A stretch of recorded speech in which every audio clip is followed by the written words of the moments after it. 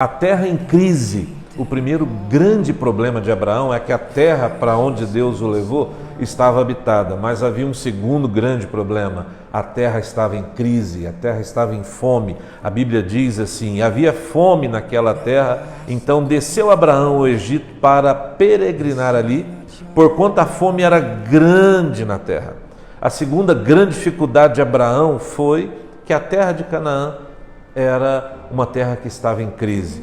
Ora, imagina só, Abraão vivia numa grande metrópole, estava bem, tudo tranquilo, ele tinha casa, parentes, estava numa terra que era próspera, e agora ele vai, por uma promessa de Deus, por uma palavra de Deus, a uma terra, e quando a encontra, aquilo não é nada parecido com o que Deus lhe havia prometido. Era uma terra que estava em fome, em crise, e nesse momento, às vezes, é mais ou menos o que acontece comigo e com você. De vez em quando nós ouvimos promessas de Deus, recebemos palavras de profetas ou diretamente da Bíblia, e assim como Abraão, nós somos peregrinos aqui nessa terra e cremos, e o que nos mantém são as promessas de Deus para a nossa vida. Mas de vez em quando a nossa terra, a terra da promessa de Deus, a nossa família, a nossa empresa, os lugares que Deus nos prometeu dar, eles entram em crise.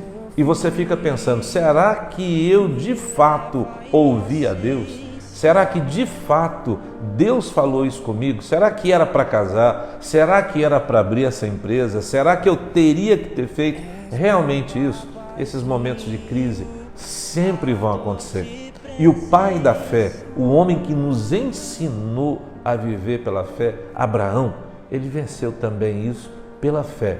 E isso lhe foi imputado por justiça. Assim como Abraão, aprenda uma coisa. Pode ser que de vez em quando a terra da promessa, o seu casamento, o seu trabalho, seus relacionamentos, a sua igreja, o seu ministério, podem entrar em crise. Pode passar por um período duro, de seca, de fome, mas cria em Deus. A promessa de Deus, ela é fiel e Deus vai cumprir a promessa dele na sua vida. Creia na promessa de Deus e isso vai ser imputado por justiça sobre a sua vida.